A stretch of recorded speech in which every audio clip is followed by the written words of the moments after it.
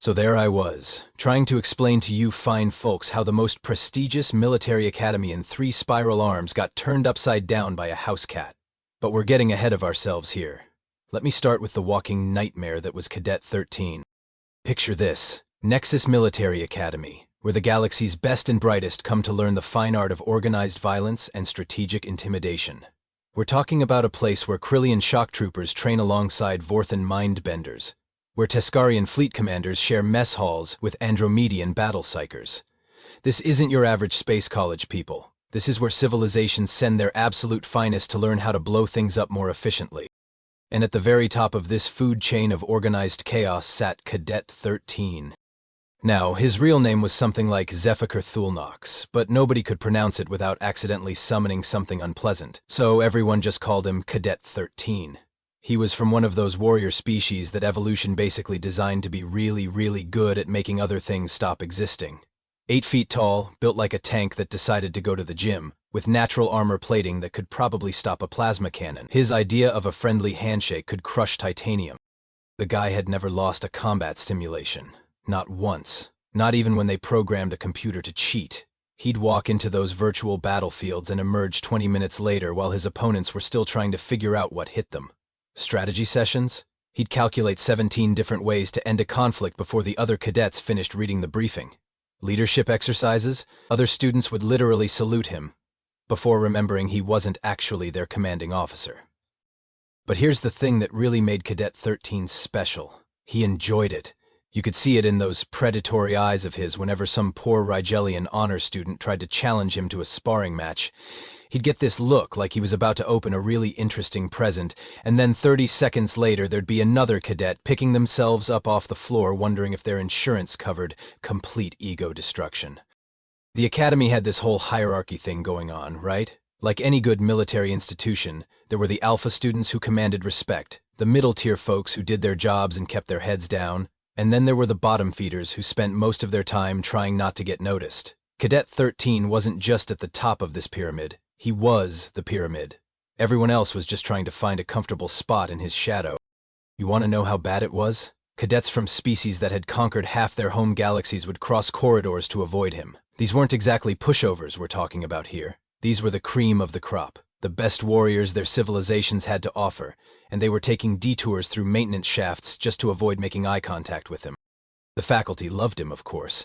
Nothing makes a military instructor happier than a student who makes all their training scenarios look easy. Plus, he had this whole respectful to authority thing down to an art form. Perfect posture, perfect responses, perfect everything. On paper, Cadet 13 was exactly what the academy was trying to produce. Too bad nobody bothered to mention that to the human, who was about to show up and accidentally conquer the place with nothing but sarcasm and a cat. So enter Lieutenant Maya Rodriguez, stage left, carrying a duffel bag and what can only be described as the most aggressively unimpressed expression I've ever seen on a sentient being. The Galactic Academy Board had decided, in their infinite wisdom, that it was time for some cultural exchange with the newer species. You know, spread some diversity around, make everyone feel included, real heartwarming stuff. The problem was, humans had developed quite the reputation in the galaxy. Not the good kind of reputation, mind you, more like the, oh great, here come the unpredictable primates who somehow keep accidentally winning wars kind of reputation. See, while other species spent millennia perfecting the art of organized warfare, humans had apparently decided to skip the manual and just wing it, and somehow, inexplicably, it kept working. The faculty meeting before Maya's arrival was apparently a thing of beauty. Picture this: Commander Vextrol, an Andromedian who'd conquered 3 star systems before breakfast, nervously adjusting his ceremonial battle claws. Admiral Quixnara, whose strategic genius was literally taught in textbooks across 17 galaxies, sweating through her environmental suit. And at the head of the table, Dean Morgoth, a being so old and wise that planets sought his advice on orbital mechanics, looking like he'd just realized he'd accidentally invited a pack of wild animals to a chess tournament. "Are we absolutely certain about this human assignment?" the dean had asked, which was bureaucrat speak for please tell me there's still time to fake a clerical error. But the paperwork was already filed, the transport was already en route, and Maya Rodriguez was already halfway to turning their perfectly ordered institution into what could generously be called organized chaos. Now Maya wasn't particularly tall by human standards, maybe 5.5 feet in her boots. She had this short, practical haircut that screamed, "I don't have time for your nonsense," and brown eyes that seemed to find everything mildly amusing. She walked into that academy like she owned the place, which was particularly impressive considering she'd never seen most of the species there before and had no idea what half the equipment was supposed to do. The first encounter between Maya and Cadet 13 happened in the main corridor during shift change. Picture the scene. Hundreds of cadets from dozens of species, all moving with that perfect military precision you'd expect from elite students. And right in the middle of this organized flow, Maya's just strolling along, completely unbothered by the fact that she's surrounded by beings who could probably bench press a small moon. Cadet 13 spotted her immediately. Fresh meat, you know. Here was this tiny, soft-looking creature that clearly didn't belong in his domain, so he did what came naturally to him. He planted himself directly in her path, drew himself up to his full, intimidating height, and gave her the full treatment. The predator's stare, the subtle threat display, the whole "I am death incarnate" routine that had been working so well for him. Maya looked up at him, took in the 8 feet of armored muscle and barely contained violence and said, "Excuse me, you're blocking the coffee machine." That was it. No fear, no respect, no acknowledgement that she was face to face with the most dangerous cadet in the academy. Just mild irritation that he was between her and caffeine. Cadet 13 was so shocked he actually stepped aside. Maya nodded politely, said thanks, and walked past him like he was a piece of furniture. The entire corridor went dead silent. A few cadets actually stopped breathing, which was impressive considering some of them didn't technically need to breathe. And that was how Lieutenant Maya Rodriguez, without throwing a single punch or issuing a single threat, managed to completely deflate the most feared student at Nexus Military Academy. She'd treated him like he was ordinary, which was apparently the one thing his ego couldn't handle. But Maya wasn't done reshaping the Academy's power structure. Oh no, she was just getting started, because tomorrow, she was bringing her cat. Now, before you ask, yes, the Academy had regulations about pets. Specifically, they had regulations against them. This was a military institution, not a petting zoo. But Maya had filed the appropriate paperwork, dotted all the I's and crossed all the T's, and somehow convinced the bureaucrats that her cat qualified as an emotional support animal essential for optimal instructor performance. The paperwork was apparently a work of art. Maya had managed to make it sound like the fate of interstellar education depended on her having access to one orange tabby cat named Captain Whiskers. And the beautiful thing about bureaucracy is that once the forms are filed and approved, arguing with them requires even more paperwork, which nobody wants to deal with. So there was Maya, day 2 of her assignment, walking through the academy corridors with a standard Earthcat carrier. Inside this carrier was approximately 10 pounds of orange fur, attitude, and complete indifference to the fact that it was now the only Earth feline in a 3-galaxy radius. Captain Whiskers, for his part, seemed perfectly content with his new situation. He was one of those cats that had figured out early in life that the universe existed primarily for his convenience, and this whole Space Academy thing was just another venue for him to be properly worshipped. The fact that most of the students had never seen anything like him before just meant more attention, which was clearly what he deserved. Maya was heading to her first official class, something called Interspecies Combat Psychology, when she ran into Cadet 13 again. He'd apparently been waiting for her, probably planning some kind of follow-up intimidation display to reassert his dominance after yesterday's humiliation. "Lieutenant Rodriguez," he said, using that tone that suggested he was doing her a favor by pronouncing her name correctly. "I believe we got off on the wrong foot yesterday." Maya stopped walking and set down the cat carrier. "Did we? I thought we got off on the foot where you tried to stare me into submission and I ignored you. That seemed to work out fine for me. Now this is where things get interesting." Cadet 13 was just launching into what was probably going to be a very dignified speech about mutual respect and proper military hierarchy when Captain Whiskers decided he'd had enough of being in the carrier. He let out one of those plaintive meows that cats use when they want something, which in this case was, "Let me out so I can investigate these new subjects." The effect on Cadet 13 was immediate and spectacular. This 8-foot-tall killing machine, this apex predator who'd never lost a fight, took one look at the cat carrier and went completely rigid. His eyes got wide, his breathing got shallow, and he took a step back like Maya had just pulled out a plasma grenade. "What?" he said in a voice that had gone up about 3 octaves, "is that?" Maya looked down at the carrier, where Captain Whiskers was now pressing his face against the mesh door and purring. "That's my cat. His name is Captain Whiskers. He's orange." Your cat? Yeah, small carnivorous mammal, fuzzy, knocks things off tables for fun. Standard Earth pet, very common where I come from. Maya was studying Cadet 13 with the kind of scientific interest usually reserved for discovering new species. Are you okay? You look like you've seen a ghost. Cadet 13 was backing away slowly, like he was trying not to provoke whatever was in that carrier. That thing is a predator. Well, yeah, technically. He's murder on the local mouse population, but he's about as dangerous as a particularly aggressive pillow. That's when Captain Whiskers decided to be helpful. He reached one paw through the mesh and gave a little chirp, which was apparently the sound that broke Cadet 13's brain completely. The great warrior, the terror of the academy, the being who'd never shown fear in the face of anything, scrambled backwards so fast he actually tripped over his own feet. But it gets better.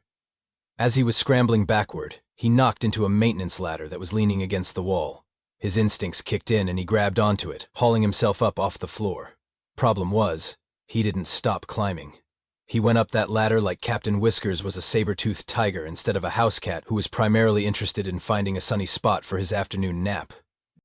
Maya stood there, cat carrier in hand, looking up at 8 feet of armored muscle, clinging to a ladder like it was a life preserver, while a 10-pound ball of orange fluff purred contentedly in his carrier.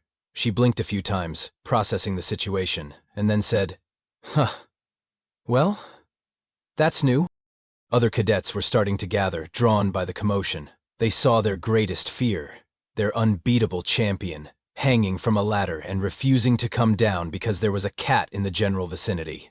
The sound of snickering started low, but spread quickly through the crowd.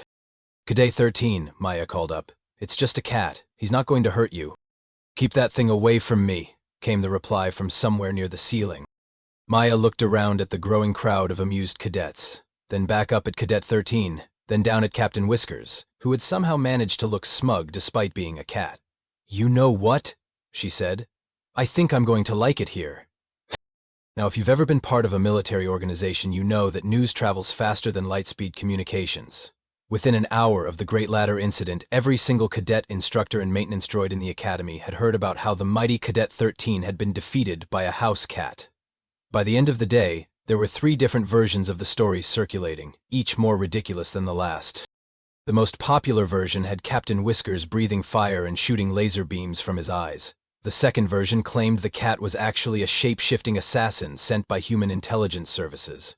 The third and most accurate version was somehow the hardest to believe, that a perfectly ordinary Earth cat had reduced the Academy's apex predator to a quivering mess just by existing in his general vicinity.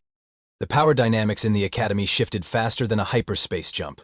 Remember all those cadets who used to cross corridors to avoid Cadet 13? Well, suddenly they weren't crossing corridors anymore. In fact, some of them were going out of their way to bump into him, just to see if the rumors were true. Take Cadet Vexilla, a Regilian combat specialist who'd spent the last 6 months walking on eggshells around Cadet 13. She'd been one of those middle-tier students, competent enough to avoid attention but not skilled enough to challenge the hierarchy. The morning after the cat incident, she walked right up to Cadet 13 in the mess hall and asked if he minded if she sat at his table. His table. The table that had been exclusively his for the entire semester. The table that other cadets would rather skip meals than approach. Cadet 13 looked up from his nutrition paste like she'd just asked him to solve the unified field theory. "I? What?" "I said, do you mind if I sit here? The other tables are full." They weren't full, by the way. There were plenty of empty tables. But Vexilla was testing the waters, seeing if the mighty had actually fallen. And here's the thing. Cadet 13 couldn't figure out how to say no. His entire intimidation routine was based on the assumption that everyone was afraid of him. But if word got out that he was afraid of a cat, how could he maintain the fear that kept everyone else in line? He was caught in a logical loop that would have made a computer crash. "I suppose," he said finally. And just like that, his exclusive table became community property. But it got worse. Word spread about Captain Whiskers' location at all times. The cat had taken up residence in Maya's office, which was right next to the main tactical training room. Every time Cadet 13 had to go to class, he'd have to walk past the door where the monster was lurking. He started taking routes that added 15 minutes to his commute, just to avoid the possibility of encountering the orange menace. The other cadets noticed. Of course they noticed. When your apex predator starts taking detours through the waste reclamation sector to avoid a corridor, people talk. And when people talk in a military academy, reputations crumble faster than a house of cards in a hurricane. Maya, being the observant type, decided to do a little research. She'd never seen a reaction quite like Cadet 13's, and her curiosity was piqued. So she did what any good instructor would do. She hit the digital library and started looking up Zephyrian biology and psychology.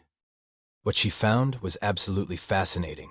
Turns out, Zephyrians had evolved on a planet called Kethmora, which had once been home to a species of massive saber-toothed feline predators called Morgaths. These things were apparently the size of small shuttlecraft, with retractable claws that could slice through starship hulls, and a hunting instinct that made them nearly impossible to escape. The Morgaths had been the dominant predator on Kethmora for millions of years, and the Zephyrians had been their primary prey.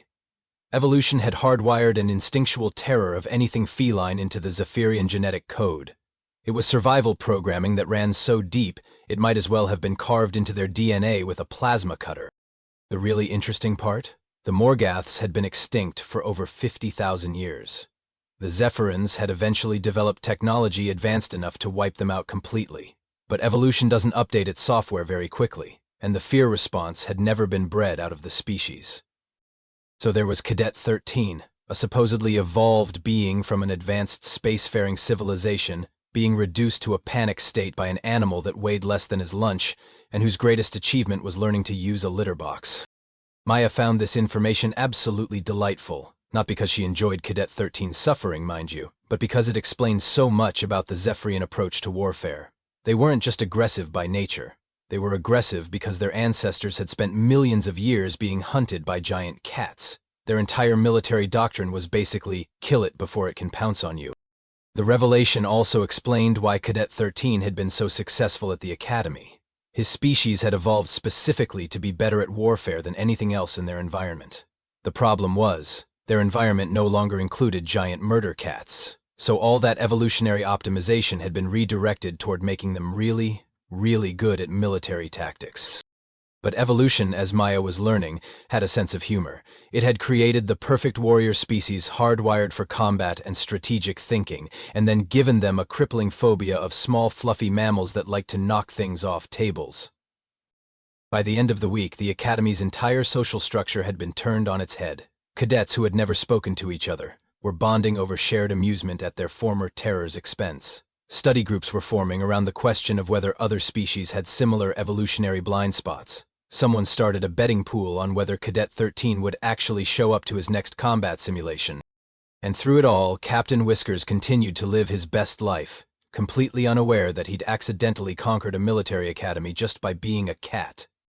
Now you might think that Maya would be content to watch the Academy's former terror spiral into irrelevance while her cat inadvertently ruled the school. And for about a week she was perfectly happy to observe the chaos.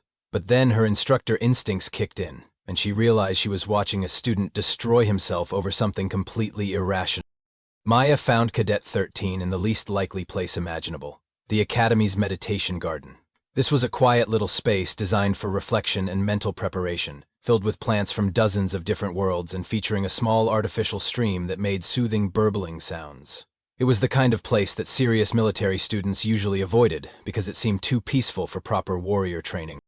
Cadet 13 was sitting on a bench, staring at nothing in particular, looking like someone had just told him his entire life was a lie.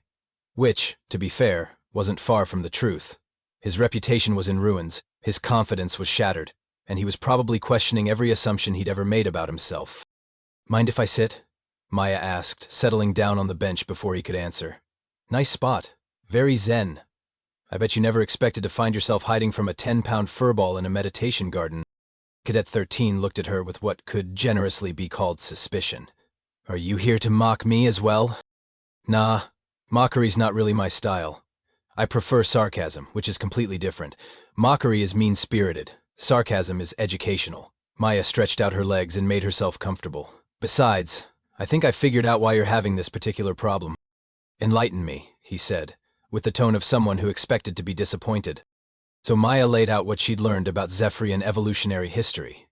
The giant cats, the millions of years of predation, the genetic hardwiring that made his species instinctively terrified of anything feline. She explained it all, with the casual tone of someone discussing the weather, which somehow made it easier for Cadet 13 to process.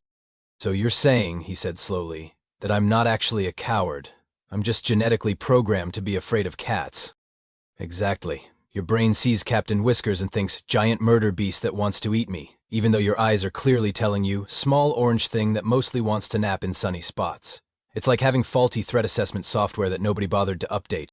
Cadet 13 was quiet for a long moment. Then he said, "This doesn't make me feel better." "Of course it doesn't. Understanding why you're afraid of something doesn't magically make the fear go away, but it does mean you can work on it instead of just accepting that you're doomed to run away from house cats for the rest of your life." And that's how Maya Rodriguez, against all logic and common sense, found herself volunteering to help the Academy's former terror overcome his crippling phobia of her pet cat. Because apparently watching talented students destroy themselves over irrational fears was something that bothered her more than she'd expected. The training started small. Really small.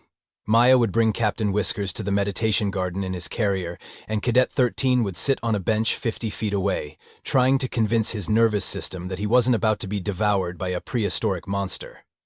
The first session lasted about 3 minutes before Cadet 13 had to leave because his fight-or-flight response was giving him a headache. "This is ridiculous," he muttered after the fourth session, where he'd managed to sit in the same general area as the cat carrier for a whole 10 minutes. "I've faced down battle cruisers. I've led assault teams against fortified positions. I should not be having panic attacks because of a small orange mammal." "Yeah, well, evolution doesn't care about your feelings," Maya replied. "Your ancestors who were afraid of cats lived long enough to reproduce. Your ancestors who thought cats were cute got turned into lunch. Guess which genes you inherited." But slowly, incredibly slowly, progress was being made.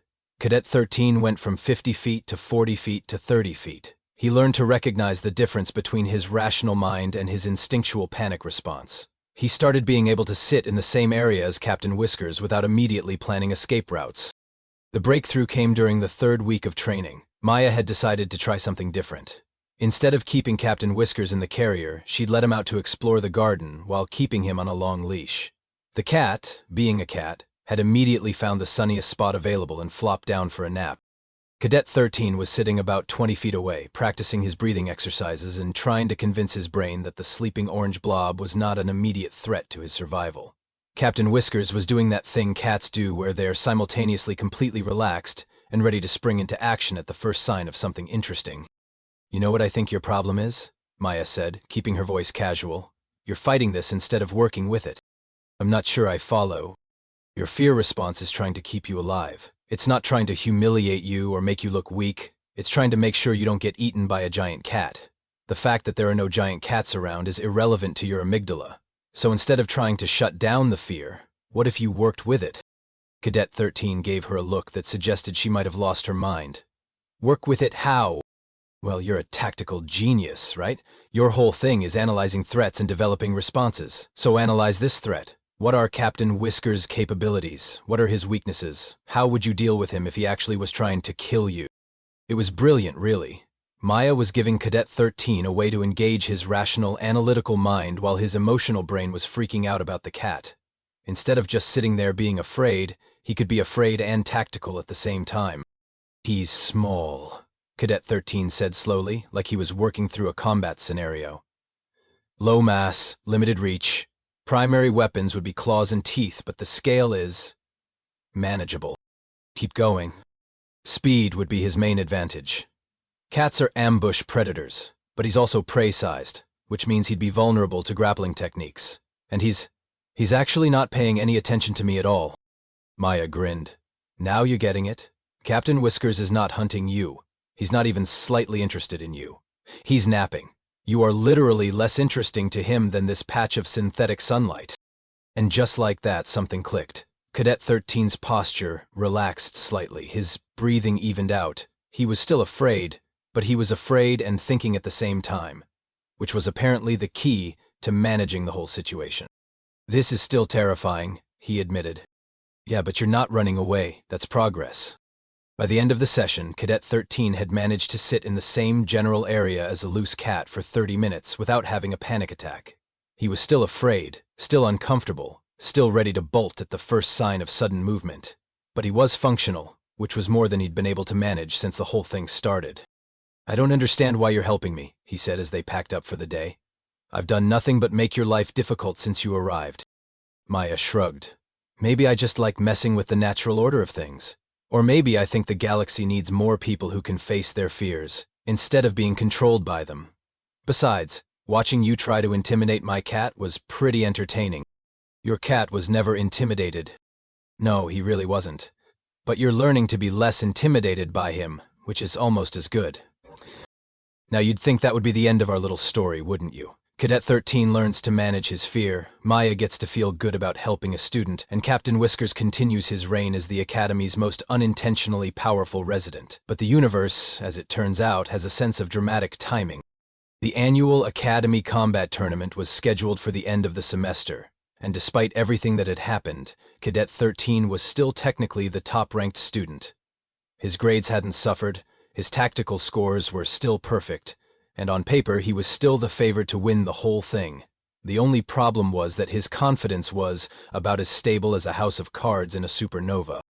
Maya watched him during the preliminary rounds and could see the difference. He was still skilled, still technically superior to his opponents, but there was a hesitancy that hadn't been there before. He was second-guessing himself, overthinking every move, fighting like someone who wasn't sure he deserved to win. You know what your problem is, Maya said, finding him in the prep area before the final match. You're so busy being afraid that you forgot how to just be good at things. Cadet 13 was suited up in his combat gear, looking like a walking tank with anxiety issues. I don't know if I can do this. What if I freeze up? What if everyone sees me fail? Then you'll fail in front of everyone and the world will keep spinning. Look, you've spent the last month learning to sit in the same room as a cat without having a panic attack. You think a combat tournament is going to be harder than that? The tournament doesn't make me want to climb furniture. Fair point. But here's the thing.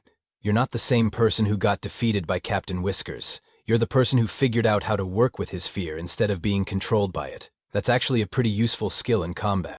The final match was being held in the main arena, with the entire academy watching. Cadet 13's opponent was a Teskarian named Krixaval, a skilled fighter who'd been waiting for exactly this opportunity. Everyone knew about Cadet 13's problems, and Krixaval was clearly planning to use that psychological advantage. Maya made her way to the observation deck, where faculty and senior students watched the matches. She was carrying Captain Whiskers in his travel carrier, ostensibly because she needed to keep an eye on him during the tournament. But really, she had something else in mind. The match started typically enough. Both fighters were skilled, both were well-trained, and both were giving their all. But Maya could see that Cadet 13 was still holding back, still fighting like he didn't quite trust himself. Krixaval was pressing the advantage, using aggressive tactics designed to overwhelm and intimidate. That's when Maya decided to conduct a little experiment. During a brief pause in the action, she quietly opened Captain Whiskers the carrier and let him out onto the observation deck. The cat, being a cat, immediately began exploring his new environment, completely oblivious to the fact that he was about to accidentally influence the outcome of a major tournament. Captain Whiskers made his way to the edge of the observation deck, where he could get a good view of the arena below. He sat down, wrapped his tail around his paws, and settled in to watch the show with the kind of regal attention that cats reserve for things they find mildly interesting. Cadet 13 spotted him immediately. Even in the middle of combat, his evolutionary programming was scanning for threats, and a cat in his peripheral vision was exactly the kind of thing his brain was hardwired to notice. For a split second, Maya saw him tense up, saw the old fear response kick in. But then something interesting happened. Instead of panicking, instead of freezing up, Cadet 13 took a deep breath and applied the techniques Maya had taught him. He acknowledged the fear, analyzed the actual threat level, and made a conscious decision to continue fighting. The change was immediate and dramatic. All that energy he'd been using to second-guess himself suddenly got redirected into the fight. He stopped holding back, stopped overthinking, and started fighting like the skilled warrior he'd always been. But now he was fighting with the added confidence of someone who'd learned to face his fears and keep functioning anyway. Krixaval never saw it coming. One moment he was pressing his advantage against a hesitant opponent, the next he was facing down the full force of a Zephyrian warrior who'd stopped being afraid of being afraid. The match ended about 30 seconds later, with Krixaval flat on his back, wondering what had just happened. The crowd erupted in cheers, but Maya noticed that Cadet 13's first instinct wasn't to celebrate. His first instinct was to look up at the observation deck, where Captain Whiskers was still sitting calmly, watching the proceedings with typical feline indifference. Cadet 13 gave the cat a small nod, almost like he was acknowledging a worthy opponent. Captain Whiskers, being a cat, completely ignored this gesture and began grooming his paw. Later, after the ceremonies and the congratulations and the inevitable interviews, Maya found Cadet 13 in the meditation garden. He was sitting on their usual bench, looking thoughtful rather than triumphant. "So," she said, settling down beside him, "how does it feel to be the Academy champion again?" "Different," he said. "I'm still afraid of your cat, you know, seeing him up there during the match. For a moment I thought I was going to lose it completely." "But you didn't." "No, I didn't. I was afraid, but I kept fighting anyway. That's something I never knew I could do before." Maya smiled. "That's the thing about fear. It's not actually the enemy. It's just information. Your brain telling you to pay attention to something. The trick is learning to receive the information without letting it make all your decisions for you." "Is that a human thing? Learning to be afraid and functional at the same time?" "Well, we're a species that decided to strap ourselves to controlled explosions and shoot ourselves into space because we were curious about what was out there. So yeah, I'd say managing fear while doing stupid things is pretty much our specialty." Cadet 13 was quiet for a moment. Then he said, "I want to thank you for helping me, for not just letting me destroy myself over something ridiculous." "Don't mention it. Besides, I learned something too." "What's that?" Maya grinned. "That humans might have accidentally conquered the galaxy, just by being too stubborn to let our fears stop us from doing interesting things. And by bringing cats everywhere we go, apparently." "Your cat is still terrifying." "Yeah, but now you're terrifying too, just in a different way. You're the guy who learned to face down his worst fear and keep fighting. That's actually pretty impressive." They sat in comfortable silence for a while, watching the artificial stream burble past and enjoying the peaceful atmosphere of the garden. Eventually, Maya stood up to leave. "Same time next week?" she asked. "I think Captain Whiskers is getting used to having an audience for his naps." "I'll be here," Cadet 13 said, "but I'm not promising I'll ever actually pet him." "Baby steps," Maya said. "Baby steps." And that's how Lieutenant Maya Rodriguez and her cat accidentally reformed the most prestigious military academy in 3 spiral arms, not through superior firepower or advanced tactics, but through the simple human approach of looking at impossible problems and deciding they were just really interesting challenges waiting to be solved. The academy never quite went back to the way it was before. Students learned that even the most intimidating opponents might have unexpected vulnerabilities. Faculty learned that sometimes the best way to help someone grow is to give them a completely irrational problem to solve. And everyone learned that humans, despite being relatively new to the galactic community, had a disturbing tendency to accidentally fix things just by being themselves. As for Captain Whiskers, he remained blissfully unaware that he'd become the most feared and respected tactical asset in the Academy's history. He continued to nap in sunny spots, knock things off tables, and generally live his best life, while the galaxy slowly came to terms with the fact that humanity's secret weapon might just be their complete inability to take anything too seriously. Even their cats.